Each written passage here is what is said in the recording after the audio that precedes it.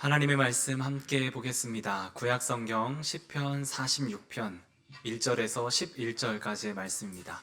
시편 46편 1절에서 11절까지의 말씀을 저와 여러분들이 한 절씩 번갈아 가면서 교독해서 읽도록 하겠습니다. 하나님은 우리의 피난처시요 힘이시니 환난 중에 만날 큰 도움이시라.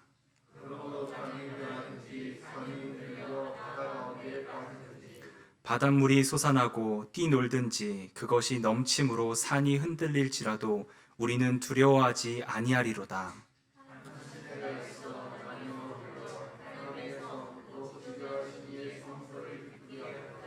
하나님이 그 성 중에 계심에 성이 흔들리지 아니할 것이라. 새벽에 하나님이 도우시리로다.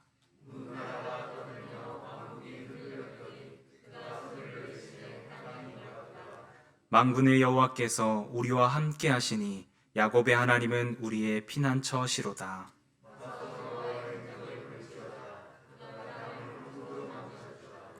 그가 땅 끝까지 전쟁을 쉬게 하시며 활을 꺾고 창을 끊으며 수레를 불사르시는도다.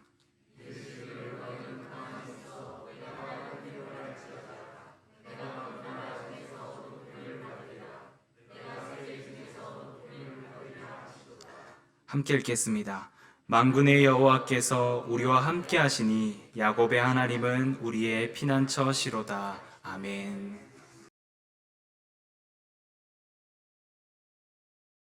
오늘도 함께 예배하는 우리 성도님들의 삶 가운데 주님의 은총과 평강이 가득하기를 간절히 바랍니다.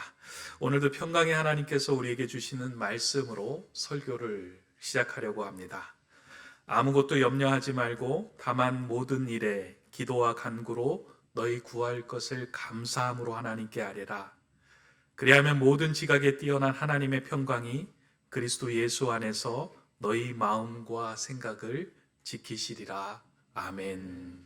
이 평강의 은총이 저와 여러분들의 마음속에 깊이 새겨지기를 바랍니다. 지난해 겨울에 출간된 책 가운데 우리의 인생이 겨울을 지날 때라고 하는 책이 있었습니다. 책 제목 그대로 어느 날 저자의 인생 안으로 혹독한 추위가 매섭게 파고들었습니다. 저자의 남편이 급성 맹장염에 걸려 수술을 하게 되었고 그 수술로 인하여 원인 불명의 질병에 시달리기 시작합니다. 결국 남편은 그 일로 인하여 실직하게 되었고 또한 사춘기의 아이는 등교를 거부하면서 평온했던 일상이 한순간에 무너지는 것을 경험하게 됩니다.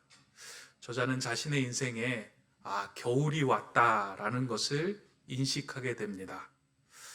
우린 살아가다 보면 이와 같은 우리의 삶 속에 겨울이 왔다라는 것을 인식하고 또 그와 같은 겨울을 만날 때가 있습니다. 그러나 저자는 그보다 자신에게 다가온 겨울을 회피하지 않고 그 겨울에 대해서 깊이 생각하기 시작합니다. 어떻게 이 겨울을 지나가야 할지, 이 겨울을 어떻게 살아내야 할지 그 방법을 찾기 시작하다가 윈터링이라는 단어를 발견하게 됩니다. 이 윈터링이라는 말은 겨울, 윈터에다가 ing를 붙어서 겨울나기라는 뜻으로 사용하는 단어인데 저자는 이 단어에 새로운 의미를 부여합니다.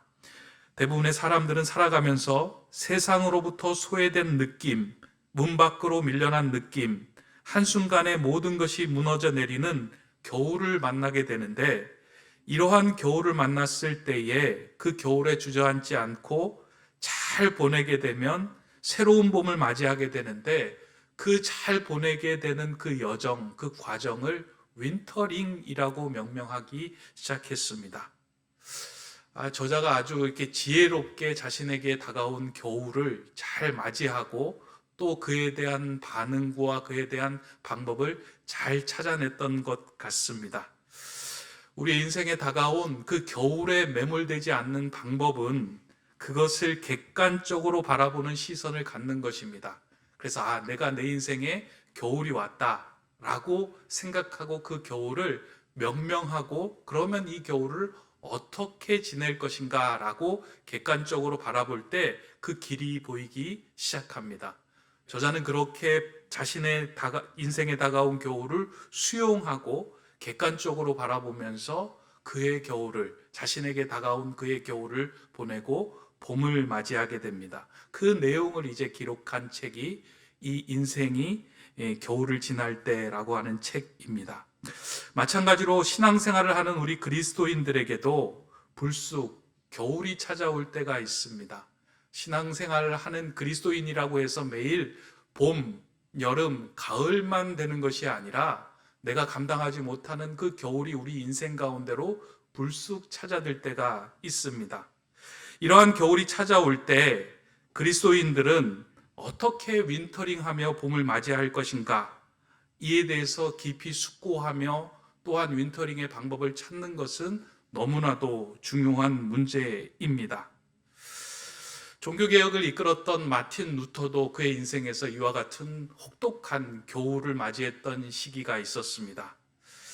루터는 믿음이, 심지가 견고했던 사람이었습니다. 그래서 그 당시에 교회가 잘못되고 부패했던 점을 그대로 외면하지 않고 그 상황을 일일이 기록하였다가 그것을 성당에 걸어둡니다. 그래서 교회가 고쳐야 할 점이 이와 같은 점이며 교회는 이처럼 잘못된 길로 가고 있습니다 라고 당당하게 이야기했습니다. 이러한 당당함을 통해서 종교개혁의 불씨가 당겨졌습니다. 이렇게 이야기할 정도로 루터는 믿음이 견고하고 심지가 확고한 사람이었습니다. 그런데 시간이 흐르면서 루터의 삶에 찬바람이 불어오기 시작합니다. 자신과 함께했던 사람들이 종교계 지도자들에게 잡혀가고 심판대에 섭니다. 최고의 형인 화형까지 당하는 일을 루터가 눈을 뜨고 보게 됩니다. 그리고 루터를 지지했던 사람들도 돌아서고 또 루터 곁에 섰던 사람들이 루터를 향하여 조롱과 험담을 일삼게 됩니다. 그러던 어느 주일 아침에 이 루터가 일어났는데 심한 어지러움증이 그에게 찾아왔습니다. 그렇게 심한 어지러움증은 극도한 스트레스로 인한 병이었는데 그 당시의 의학으로는 설명이 되지 않다 보니까 두려운 마음에 사로잡히게 된 것입니다. 내가 무슨 문제가 있는 것인가? 왜 이렇게 세상이 어지럽고 내가 어지러운 것인가? 결국 그로 인하여 루터는 어두운 방 안에서 우울함으로 장시간을 보내는 신세가 됩니다. 이러한 모습을 옆에서 지켜보던 루터의 아내가 하루는 검은 상복을 입고 루터 앞에 나타났습니다. 이 상복을 입은 아내의 모습을 보고 루터가 그에게 묻습니다. 어디에서 장례가 났냐라고 묻습니다. 그때 아내가 루터에게 이렇게 말합니다. 당신이 믿는 하나님이 죽었습니다. 루터는 살아계신 하나님이 왜 돌아가셨냐라고 아내에게 묻자 아내는 다시 이렇게 말합니다. 만일 하나님이 살아계신다면 당신이 이렇게 낙심하고 있겠느냐라고 답합니다. 이 말을 듣고 루터는 큰 망치로 한 대 얻어맞은 것 같은 것처럼 자신을 돌아보게 되고 그 자리를 털고 일어납니다. 그러면서 그가 평소에 읽어왔던 성경 말씀을 붙들고 그것에 곡을 붙이고 가사를 붙여 찬양을 합니다. 그때 붙들었던 그 말씀이 오늘 우리가 읽었던 시편 46편입니다. 하나님은 우리의 피난처시요 힘이시니 환난 중에 만날 큰 도움이시라. 하나님이 그 성중에 계심에 성이 흔들리지 아니할 것이라. 새벽에 하나님이 도우시리로다. 만군의 여호와께서 우리와 함께 하시니 야곱의 하나님은 우리의 피난처시로다. 이 말씀이 루터의 가슴에 와 닿으며 이 말씀을 바탕으로 찬송가를 기록하고 그것에 곡을 붙이고 노래합니다. 찬송가 585장 내 주는 강한 성이요 방패와 병기 되시니 큰 환난에서 우리를 구하여 내시리로다. 이 찬양을 부르면서 루터는 일어서며 다시금 종교개혁의 길을 떠났습니다. 우린 살아가다 보면은요, 평상시에는 하나님을 인식하며 살다가 삶에 어려운 문제가 다가올 때는 하나님을 향한 그 생각과 믿음이 사라질 때를 경험할 때가 참 많이 있습니다. 평상시에는 믿음이 참 좋은 것처럼 보여요. 하나님께 예배하고 기도하고 하나님을 의지한다라고 말은 하는데 내 삶에 불쑥 큰 겨울이 찾아올 때는 한없이 마음이 무너져서 하나님을 찾을 생각조차 하지 않습니다. 왜냐하면 내 생각, 내 한계로 이 문제는 하나님이 해결할 수 없을 것이다 라고 미리 한정짓고 하나님을 생각하기 때문에 하나님을 의지할 수 있는 마음이 생기지 않는 겁니다. 그 크신 하나님의 능력과 전능하신 하나님의 계획에 우리 인식이 확장이 되어서 그분에게 나를 맞추어 가는 것이 아니라 내 좁은 소견과 생각에 하나님이 내 안으로 끌어들여서, 하나님을 내 안으로 끌어들여서 재단질하며 이건 하나님이 못하실 것이야 라고 생각하며 하나님에 대한 생각을 떠나보냅니다. 그러다 보니 진정한 피난처 되신 하나님께 피하지 못하고 그 겨울에 눌러앉아 우리가 한없는 우울감에 빠져들 때가 있습니다. 우리 신앙생활을 하면서 우리 인생에 겨울이 왔을 때 가장 중요한 것 가운데 하나는 내게 겨울이 왔구나 라고 인식하며 그 겨울을 수용하는 것입니다. 이 겨울을 수용하는 일로부터 그 겨울을 건널 수 있는 힘과 길을 발견할 수 있게 됩니다. 간혹 신앙생활 하면서 내게는 겨울이 안 오겠다라고 생각하며 신앙생활 하시는 분들이 있죠. 신앙생활을 한다는 것은 이 겨울을 피하는 것이다 라고 생각을 하면서 신앙생활 합니다. 주님, 내가 그 겨울을 만나지 않게 해주십시오. 주님, 나에게는 그런 겨울이 오지 않게 해주십시오 라고 기도합니다. 그러다가 겨울이 툭 하고 찾아왔을 때 하나님을 향하여 낙심하고 절망하고 하나님을 향하여 푸념하는 그런 신앙생활이 됩니다. 신앙생활을 한다고 해서 인생에 겨울이 오지 않는 것이 아닙니다. 신앙이라고 하는 것은 인생의 겨울을 피해가게 해달라고 하는 것이 아니라 인생의 겨울을 잘 보내고 새로운 봄을 맞이하는 힘입니다. 곡식 중에서 가을에 뿌려서 겨울을 지나고 봄에 추수를 하는 곡식이 있습니다. 보리이죠. 이 보리는 추운 밭에서 겨울을 지난 후에 봄에 결실을 하게 됩니다. 그렇게 겨울을 지나서 추수하는 보리는 보릿고개를 지나는 배고픈 사람들에게 귀한 양식이 됩니다. 요즘은 보릿고개가 없어서 이 말이 잘 이해가 되지 않을 것 같은데, 예전에는 그 보릿고개 춘궁기를 지날 때 한 사람의 생명을 살리는 양식으로 이 보리가 중요한 역할을 했습니다. 그래서 이 보리를 잘 키워와서 봄에 결실을 맺고 추수하는 것이 너무나도 중요한 일이었습니다. 그래서 농부들은 늦가을에 보리를 파종하고 난 후에 보리가 겨울을 잘 날 수 있도록 그 보리가 묻힌 흙을 꼭꼭 밟아 주었습니다.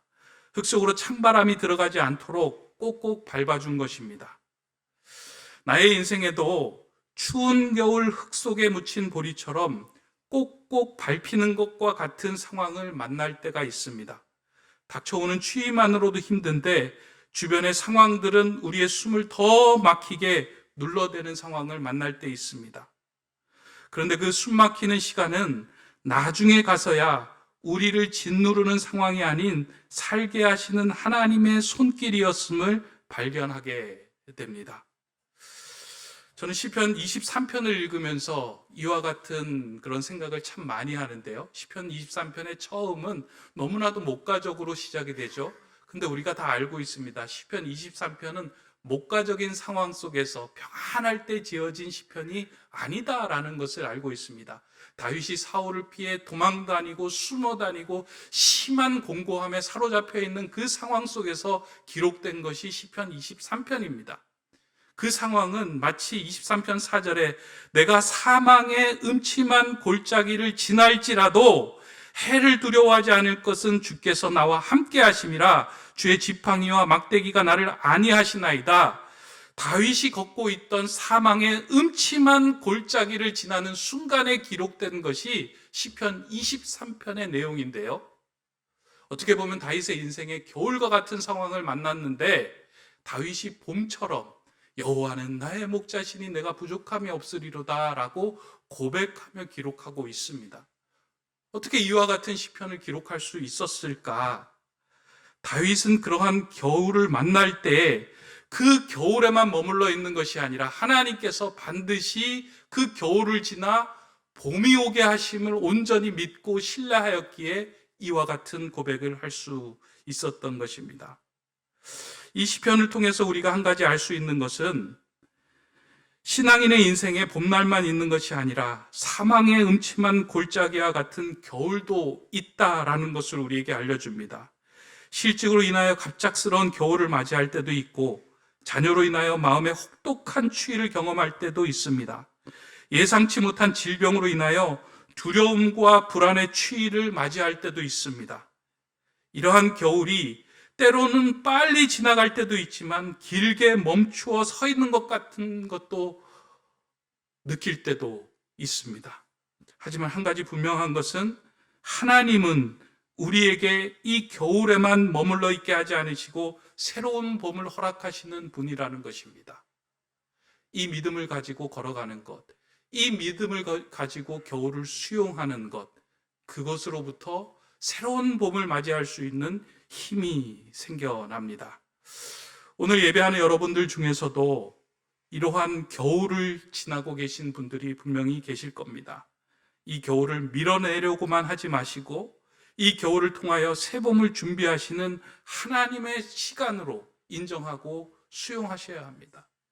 성경을 보면요, 광야에 처했던 인생이 그 광야를 지날 수 있었던 가장 처음 방법이 무엇이냐면 그 광야를 수용하고 인정하는 겁니다. 하나님께서 이 광야를 통하여 새로운 일을 계획하고 계시는구나. 하나님이 이 겨울을 통하여 새 봄을 허락하시는구나. 흙 속에 묻힌 보리처럼 꾹꾹 밟히지만 결국 누군가를 살리는 생명의 양식으로 다시금 결실을 맺게 하시는구나. 믿음으로 받아들일 때 하나님은 우리에게 새 봄을 허락해 주실 것입니다. 그렇다면 이와 같은 추운 겨울을 믿는 자들은 어떻게 극복하며 건널 수 있는가? 어떻게 오늘 본문에서, 오늘 우리가 이야기했던 단어 중에 윈터링 할 수 있을까? 이에 대하여 오늘 본문은 3번에 걸쳐서 그에 대한 답을 주고 있습니다. 1절 첫머리에 보면 하나님은 우리의 피난처가 되신다라고 시편의 저자는 말합니다. 그리고 7절과 11절에 보면 동일하게 야곱의 하나님은 우리의 피난처시로다라고 말씀하고 있습니다. 인생의 겨울이 왔을 때 우리는 하나님께로 피하며 하나님께로 엎드려야 합니다. 우리는 평소에 하나님을 의식하며 산다고 생각하지만 정말 중요한 순간에 하나님을 놓칠 때가 참 많이 있습니다. 피난처가 옆에 있음에도 불구하고 하나님께 엎드리거나 하나님께 피하지 않아서 그 겨울에만 머물러 있을 때가 참 많이 있습니다. 내가 가진 문제에만 매몰되어 있을 때는 하나님이 보이지 않습니다. 그러나 우리가 하나님께로 피하여 그 안에 거할 때 겨울을 날 수 있는 힘을 얻게 되고 도움을 얻게 됩니다. 다윗은 시편 57편 1절에서 사울을 피하여 굴에 있는 상황에서 이렇게 하나님께 엎드려 고백합니다. 하나님이여 내게 은혜를 베푸소서, 내게 은혜를 베푸소서. 내 영혼이 주께로 피하되 주의 날개 그늘 아래에서 이 재앙들이 지나가기까지 피하리이다. 하나님께 납작 엎드려 다윗이 사울을 피하여 그 굴에 있을 때 하나님께 간구하며 외칩니다. 하나님이 이 겨울이 나에게서 속히 지나가기를, 하나님 안에서 피하기를 사모합니다. 주님, 피하게 하여 주시옵소서. 다윗은 자신에게 다가온 겨울을 푸념하지 않고 그대로 수용하며 하나님께 엎드리고 피합니다. 그때 다윗은 자신을 괴롭히는 사울보다 더 큰 하나님을 발견하고서 하나님 안에서 참 평안을 누리게 됩니다. 평안이라고 하는 것은 문제가 해결되어서 우리에게 주어지는 것이 아니고요, 어떻게 획득하는 것이 평안이 아니라 그 문제보다 더 크신 하나님 안에 우리가 거할 때 하나님께서 부어주시는 선물이 평안입니다. 그래서 문제가 해결이 되지 않았음에도 불구하고 하나님의 크심을 인정하며 그 안에 머물러 있을 때 우리 안에 알지 못하는 그 평안이 찾아오게 됩니다. 하나님께서 우리에게 허락하시고 선물을 부어주시는 거예요. 그래서 이 시편 57편 후반부에 보면 다윗이 이렇게 고백합니다. 하나님이여 내 마음이 확정되었사오니 내가 노래하고 내가 찬송하리로다. 내 영광아 깰지어다. 비파야 수금아 깰지어다. 내가 새벽을 깨우리로다 라고 이야기를 합니다. 하나님께 피하여 엎드려 있는 상황 속에서 무슨 일이 벌어졌는지는 모르지만 잠시 후에 다윗이 그렇게 뛰쳐나가서 외치듯이 그렇게 이야기합니다. 내 마음이 확정되어 싸우니 하나님, 이제 하나님을 찬양하고 노래하며 하나님을 높이는 삶을 살아가겠습니다 라고 담대하게 외칠 수 있는 힘을 얻습니다. 그 힘이 어디서부터 주어졌는가? 하나님께서 우리에게 주셨기 때문에 이 모든 일이 가능하였던 것입니다. 문제로 보여지는 것보다 더 크신 하나님을 만나고 난 후에 담대하게 다윗은 하나님을 찬양하며 새벽을 깨우겠다고 외친 것입니다. 우리가 문제에만 머물러 있으면 하나님은 작아지고 문제가 커집니다. 그러나 하나님께로 피하여 그분 안에 거할 때 우리는 문제보다 더 크신 하나님으로 인하여 그 문제가 소멸됨을 느끼고 경험할 수 있습니다. 그래서 하나님께 피하는 그 피난처에 있는 자들은 그 피난처로부터 피하지 말고 거기 안에 머물러 있으라 라고 말씀합니다. 오늘 본문 시편 46편 10절은 이렇게 말씀합니다. 너희는 가만히 있어 내가 하나님됨을 알지어다. 내가 문나라 중에서 높임을 받으리라. 내가 세계 중에서 높임을 받으리라 하시도다. 하나님께 피난처로 피난한 사람들은 그 피난처 위에 머물며 가만히 있으라라고 하나님께서 말씀을 해주십니다. 여기서 가만히 있으라고 하는 것은 아무것도 하지 않고 무기력하게 있는 것을 말하는 것이 아닙니다. 영어 성경에는 be still, 머물러 있어라 라고 이야기합니다. 이게 어떤 의미냐면 우리의 인생에 겨울이 다가왔을 때, 문제가 생겼을 때 믿음 안에서 물러서지 말고 하나님 안에서 굳건하게 서 있으라는 말씀입니다. 이게 어떤 의미일까요? 우리의 삶에 겨울이 왔을 때, 문제가 생겼을 때 우리는 자꾸 뒤로 물러서려고 합니다. 지난 일에 대한 후회가 생겨서 뒤로 물러서고 싶은 마음이 생기고요. 문제를 일으킨 상대방을 탓하며 관계를 끊어내고 싶을 때가 있고요. 하나님께서 이 상황을 통하여 새로운 일을 하신다는 기대가 사라지며 하나님으로부터 멀어지려고 하는 마음이 우리에게 있다는 거예요.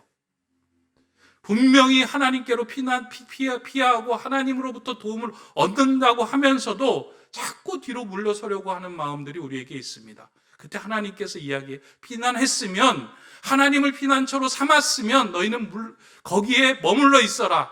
그러면 내가 하나님됨을 보게 할 거다라고 우리에게 약속하십니다. 오늘 본문을 읽어보면 우리가 머물러 있어야 할 피난처라고 하는 그 단어가 3번이 나옵니다. 조금 전에 말씀드린 것처럼 1절에서 한 번, 그리고 7절과 11절에서 한 번씩 나옵니다. 근데 원어를 좀 제가 이렇게 살펴보고 뒤져보니까요, 1절에 나오는 피난처라는 말과 7절과 11절에 나오는 피난처라는 말이 다른 단어를 사용하고 있더라고요. 그러니까 1절에 하나님이 우리의 피난처 되십니다. 야곱의 하나님은 우리의 피난처십니다 라고 하는 그 피난처가 한국말로는 같지만 조금 다른 의미로 사용되고 있어요. 1절에서는 우리가 피해야 할 장소라고 하면 7절, 11절은 강한 산성이 되어서 우리를 지키고 보호하시는 그 피난처의 의미를 두고 있다는 거예요. 다시 말해서 하나님께로 피했을 때 그냥 그 피난처에서 피난처 역할만 하는 것이 아니라 하나님께서 적극적으로 그 안에 피한 자들을 지키시고 보호하시며 새 길을 걷게 하시는 피난처 산성의 역할을 감당하신다라고 하시는 말씀입니다. 우리의 인생의 겨울을 지날 때에 믿는 자들은 그래서 낙심해서는 안 됩니다. 강한 산성이 되시는 주님께서 우리를 지키시고 보호하여 주시고 평안의 길에 거할 수 있을 때까지 우리를 감싸 주십니다. 저는 오늘 말씀을 정리하며 한 여성의 이야기로 오늘 말씀을 맺으려고 합니다. 미국의 수잔 앤더슨이라고 하는 여인의 이야기입니다. 이 여인이 어느 날 눈이 불편해서 안과에 가서 이제 검사를 해봤더니 눈에 무슨 이제 문제가 생겨서 눈을 좀 수술해야 되겠다라고 의사가 이야기를 했습니다. 의사의 이야기를 듣고 수술을 받다가 그만 눈이 실명이 되어서 전혀 앞을 못 보는 장님이 되었습니다. 너무나도 실망하고 낙심이 되는 그 상황이었는데 그럼에도 불구하고 자상한 남편의 도움으로 회사 생활과 일상생활을 근근히 이어갈 수 있게 되었습니다. 아내가 너무나도 절망하고 낙심하는 그 상황 속에서 남편이 그 아내로 하여금 집에서부터 회사까지 가는 길을 일일이 설명해 줍니다. 집 문을 열고 나오고 몇 발짝 뛰면 길이 나오고, 그 길에서 몇 발짝 걸으면 버스 정류장이 나오고, 거기서 버스를 타면 회사까지 간다라고 그 아내의 손을 잡고 일일이 이제 설명을 하며 회사에까지 안내를 해줍니다. 그렇게 얼마의 시간이 흐른 후에 남편이 갑자기 아내에게 말합니다. 여보, 내가 계속 이렇게 당신을 도와줄 수는 없습니다. 이제 회사에 혼자 출근을 하면 좋겠습니다. 나도 내 일을 해야 될 것 같습니다. 그렇게 이야기를 하니까 아내가 마음에 심한 이제 배신감이 물밀듯이 밀려오는 거예요. 지금까지는 그렇게 도와주더니만 이제 어려운 상황 속에서 나 혼자 두고 가라니, 이게 참 무슨 말인지 모르겠다라고 생각을 합니다. 그럼에도 불구하고 아내는 보란 듯이 이를 악물고 출퇴근을 시작했습니다. 그 과정에서 넘어지기도 했고 길을 헤매기도 했습니다. 그렇게 하루 이틀이 지나다 보니 점점 익숙해지고 나아졌습니다. 혼자 출퇴근이 익숙해져 가고 있을 때, 그날도 어김없이 혼자 버스를 타고 있는데 운전기사가 그에게 이런 말을 건넵니다. 부인은 참 좋으시겠어요. 좋은 남편을 두셔서요. 이게 아내가 무슨 말인가 곰곰이 생각하고 있는데 기사가 이어서 말합니다. 당신의 남편이 하루도 빠짐없이 당신 뒤에서 보살펴주고 있어서 정말 안심이 되겠네요. 알고 봤더니 그녀의 남편은 혼자 출근하는 아내의 뒤를 밟으며 그가 안전하게 버스를 타고 회사에 출근할 수 있도록 그 뒤로도 계속해서 지켜주며 보호하며 그와 함께 했었던 것입니다. 하나님도 우리 인생을 이렇게 보호하여 주시고, 우리의 눈에 보이지 않지만 우리를 감싸 주시고 곁에서 응원하시며 우리와 함께 걸어주시는 분이 하나님이십니다. 그에게로 피할 때에, 하나님을 피난처로 삼는 자에게는 하나님은 그 인생을 외면치 않으시고 그 겨울을 지나고 봄을 맞이하게 하십니다.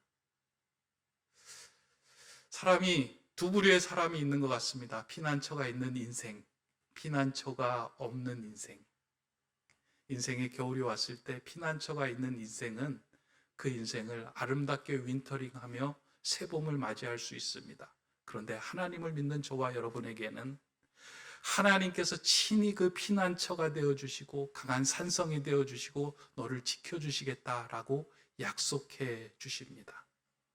그래서 우리 인생의 겨울이 왔을 때 우리는 낙심하는 것이 아니고요, 오히려 내주는 강한 성이요 방패와 병기 되시니 큰 환난에서 우리를 구원해 주시리로다.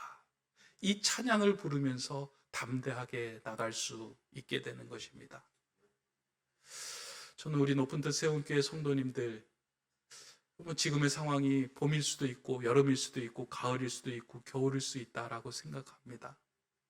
그런데 인생 가운데 반드시 불쑥 겨울이 찾아와 우리를 힘들게 할 때가 있습니다.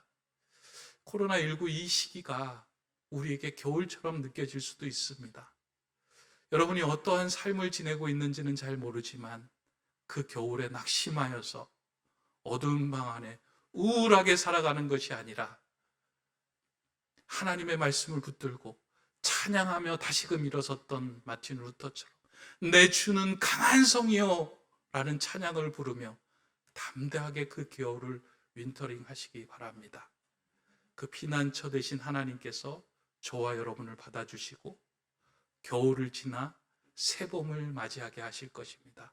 그 은혜를, 그 평안을 누리며 살아가는 저와 여러분 되시기를 주님의 이름으로 간절히 바랍니다. 기도하겠습니다. 내 인생의 피난처가 되신 하나님, 인생의 겨울이 올 때 낙심하지 않게 하시고 하나님 안에 머물러 있어 새봄의 환희를 경험하는 자 되게 하여 주시옵소서. 지금 인생의 겨울에 들어서서 흙 속에 묻힌 보리처럼 꾹꾹 밟히는 숨막히는 상황일지라도 하나님이 피난처 되심을 다시금 발견하게 하시고 그곳에서 내주는 강한 성의어를 굳세게 부르며 참 평안을 누리며 살아가는 주님의 자녀 되게 하여 주시옵소서. 그 귀한 은총을 누리며 참 평안을 누리며 살아가는 주님의 성도 자녀 다 되게 하여 주시옵소서. 예수 그리스도의 이름으로 기도드립니다. 아멘.